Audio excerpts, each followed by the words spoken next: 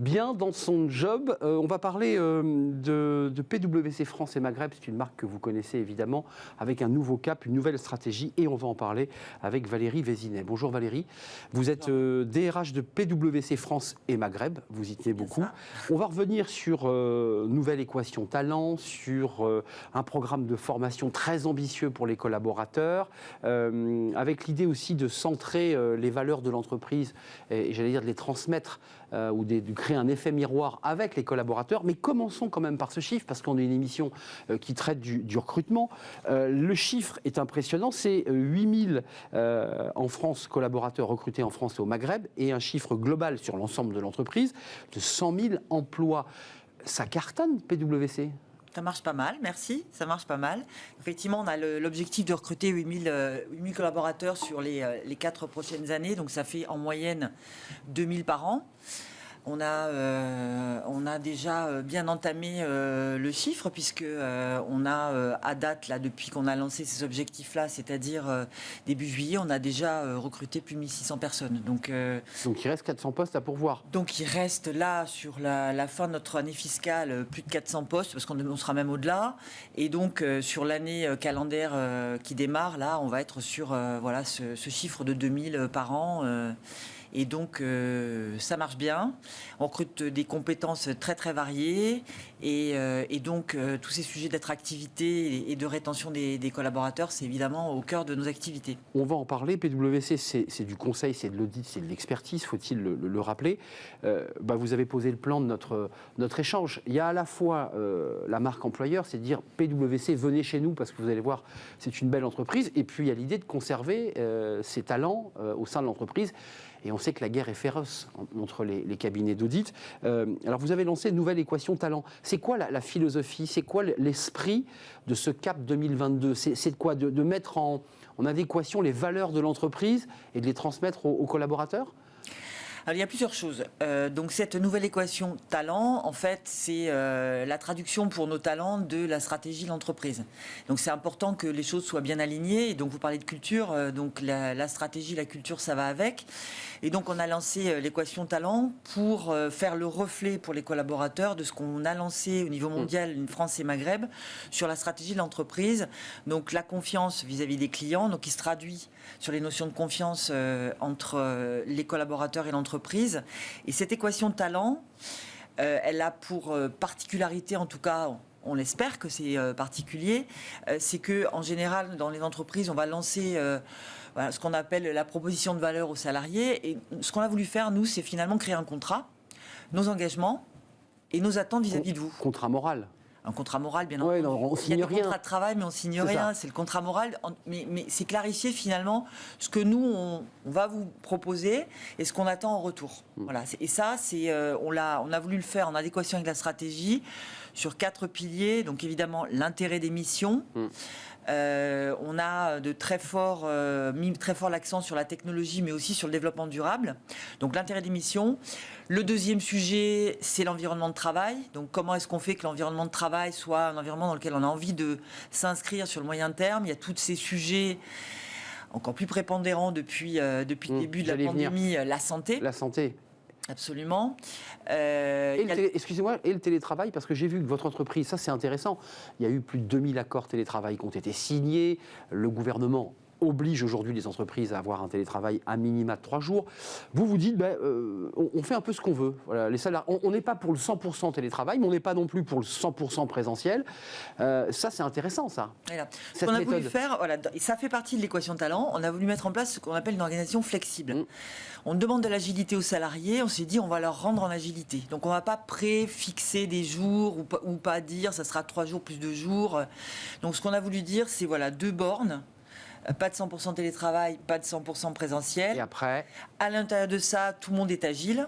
L'entreprise, vous aussi, de manière à pouvoir répondre aux besoins de l'activité. Sauf maintenant, permettez-moi, puisque le gouvernement vous oblige à un seuil minimal. Évidemment, là on s'inscrit dans les directives du gouvernement, mais là on a inscrit, nous, notre activité flexible, flexwork, dans une durée dans le long terme en fait. Il y a le volet de donner envie de rester chez vous, puis il y a aussi l'envie de venir chez vous. il y a quand même cette idée que vous souhaitez améliorer la qualité de vie au travail, que les collaborateurs puissent être le plus performants dans un environnement agréable. C'est ça l'esprit. Dans un environnement agréable, mais aussi dans un environnement qui réponde aux attentes des fameux millennials. Alors les millennials auparavant c'était les jeunes. Oui. Aujourd'hui les millennials c'est les managers, c'est le gros des effectifs des entreprises. Oui. Et ces attentes-là, c'est évidemment des attentes d'équilibre de vie, qu'on se préoccupe de leur santé et finalement les considérer comme un humain et pas seulement comme un salarié. Donc les prendre en compte dans toute leur diversité. Et se préoccuper aussi de les développer et de leur fournir une carrière pour ceux qui souhaiteront rester. Et je lisais une étude globale il y a quelque temps qui nous dit que plus de 80% des milléniaux aujourd'hui sont prêts à quitter immédiatement leur employeur s'ils n'offrent pas suffisamment d'opportunités de carrière. C'est vrai. Donc c'est dire si aujourd'hui le niveau de patience a diminué. Ça, vous le sentez en tant que DRH. On le ressent beaucoup. Mais c'est un élément, alors on l'a compris, PwC c'est une entreprise monde avec des stratégies mondiales, mais là vous l'adaptez évidemment à la France et au Maghreb. Local, voilà. Ça vient d'en bas, c'est entreprise jeune, hein, les auditeurs sont jeunes, il faut être très énergique, il faut avoir la pêche. Vous sentez que ça vient d'en bas et vous avez des revendications, des demandes concrètes? Alors on ne crée pas des revendications, on sonde. C'est ça. Sonde. Voilà, on a des groupes avec lesquels on interagit, de salariés qui vont être représentatifs des différents métiers, etc. Et on échange avec eux sur les attentes. Et quand on a des projets, notamment le projet flexibilité, mais aussi le projet que vous évoquez, les sujets de carrière et d'évolution, on les pose sur la table et on leur demande leur avis sur ce qu'on pense faire. Vous en pensez quoi? Donc on essaie de ce qu'on appelle co-développer, terme très à la mode aujourd'hui. Mais on essaie de co-créer avec eux. Co-participer aussi, ça rappelle une autre époque. Et puis il y a le volet formation qui est très important. 50 000 heures d'ici fin janvier pour former 6 000 collaborateurs alors, sur des thèmes importants, la technologie, le développement durable, l'inclusion et la diversité. Voilà. C'est colossal ce plan de formation. Voilà, et ça ne s'arrêtera pas là, et ça n'a pas commencé là, puisque la technologie, on investit dessus depuis plusieurs années. On a beaucoup investi en considérant que tous les métiers en avaient besoin, quel que soit son type de métier, quelle que soit sa fonction interne, client, etc. Donc ce premier volet technologie, on continue et on accélère. Le deuxième volet, c'est un axe fort de la stratégie mondiale et locale de PwC vis-à-vis de ses clients, le développement durable. Aujourd'hui, on souhaite que plus aucune solution de transformation vis-à-vis de nos clients n'ait pas une composante de développement durable. Et donc, il est important de former l'ensemble des salariés. Concrètement, ça veut dire quoi, développement durable chez des auditeurs? C'est du conseil que vous apportez à l'entreprise? Alors, qu'est-ce que c'est que la finance durable, par exemple? Comment est-ce qu'on travaille avec nos clients, ne serait-ce que pour que les missions soient attentives à des notions de CO2? Donc, on a développé des choses sur lesquelles on va créer des objectifs conjoints avec nos clients. Et les sensibiliser, vous évoquiez la finance durable, les sensibiliser sur leur choix d'investissement, ça c'est des éléments importants. C'est l'ensemble, ça peut être l'ensemble des volets de nos activités. Et la troisième dimension, et ça c'est un peu plus original parce qu'on a décidé de considérer ça comme une compétence attendue de l'ensemble des collaborateurs et en particulier des leaders dans l'entreprise et du management, c'est l'inclusivité. On considère... Sujet important chez PwC. C'est un sujet important, on considère que c'est une compétence et que c'est une compétence qui est facteur de performance. Alors, on ne va pas refaire l'histoire, mais on sait que la diversité, c'est un facteur de performance collective pour l'entreprise. Et donc, c'est une compétence que chacun doit développer parce qu'elle va contribuer à la performance de l'employeur. On avait fait une émission il y a quelques mois maintenant, presque un an d'ailleurs, sur PwC et des actions concrètes pour intégrer des jeunes issus de la diversité. Comment on forme des collaborateurs, des auditeurs à l'inclusion, à la diversité? Qu'est-ce qu'on leur dit? Qu'est-ce qu'on fait concrètement? Alors le premier sujet, et ça c'est le sujet commun à nous tous, et certainement à nous deux qui sommes dans le studio, on a tous des biais. Conscient, inconscient, et la plupart du temps inconscient, sinon on travaillerait dessus de manière active. Et donc le premier sujet qui concerne l'ensemble, c'est de prendre conscience de ces biais et de voir que on peut travailler dessus pour les éliminer et devenir plus inclusif. Ça, c'est la base, déjà. Ça, c'est la base. Et c'est là-dessus qu'on veut traiter, qu'on veut apporter la compétence, justement, à l'ensemble de nos salariés. Après, il y a d'autres volets qui suivent ou qui sont en parallèle. Comment je recrute sans biais? Comment, ça, c'est votre domaine, c'est votre cœur de métier. Voilà. Comment je fais évoluer en interne sans Les biais. regards, bien sûr. Comment j'ai un regard qui devient inclusif et comment je fais en sorte de ne pas me conformer à un modèle de leadership que j'ai toujours connu.